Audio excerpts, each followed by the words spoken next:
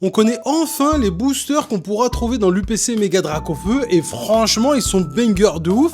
Je te montre tout ça mais juste avant pense à t'abonner pour jamais rater les infos sur Pokémon, que ça soit les sorties, les annonces, je te dis tout, alors abonne-toi. Il y a quelques jours de ça, je vous faisais une petite vidéo pour vous parler des leaks de l'UPC Mega Dracofeu qui a été annoncé pour la mi-novembre et vous savez quoi, on sait enfin les boosters qu'il y aura dedans. Alors que juste avant ça on avait l'UPC Sulfura qui avait été annoncé.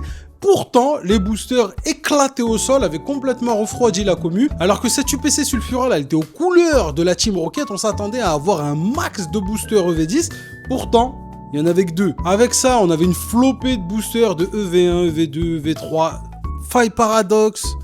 Pourquoi? Franchement, pourquoi? Mais du coup, sur l'UPC Mega Dracofeu, ils se sont rattrapés, mamma mia, les boosters, ils sont bangers. Déjà, on va commencer avec 4 boosters de chacune des 2 premières séries des Mega Evolution du nouveau bloc. Donc Mega Evolution, donc la série Mega 1, et Phantasmal Flame, la 2e série du bloc, avec justement Mega Dracofeu en star du show, avec un petit Mega Ectoplasma sur le côté. Banger. Donc déjà 8 boosters sur les Mega, on est content. Ensuite, on continue avec 4 boosters EV10 et 4 boosters EV9.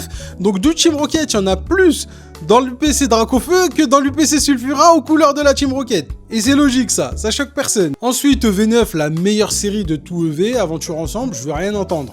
Vous êtes d'accord, pas d'accord? Je m'en fous, c'est la meilleure série. En plus de ça, elle est sous-cotée, c'est exactement ce que je veux. Alors, commencez même pas à aller checker la série, commencez pas à vous y intéresser. Laissez ça, c'est pour Bibi, c'est pour Sina.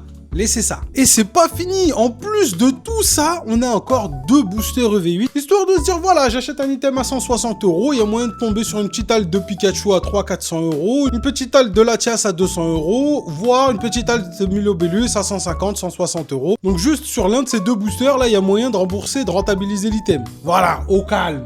Tranquille, une UPC comme ça, en 2 boosters renta, le reste c'est bénéf. Pour moi, derrière tout ça, il y a une vraie volonté, une vraie stratégie de la part de The Pokémon Company, et c'est simple les gars, ils veulent qu'on les ouvre ces UPC, parce que sincèrement, s'ils nous mettaient les mêmes séries que dans l'UPC Sulfura là, si c'était blindé de Fire Paradox et de Force Temporelle, la vérité, tout le monde les garderait scellés.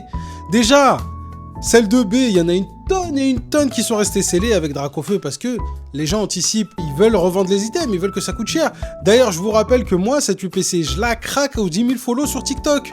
Donc pour tous ceux qui n'ont pas encore follow la chaîne, venez donner de la force et on se fera un méga live d'ouverture pour cette UPC. Alors que c'est un item qui a déjà triplé, voire presque quadruplé de prix. À mon avis, le but, c'est qu'on ouvre ces UPC, qu'on profite de ces boosters, qu'on passe un bon moment.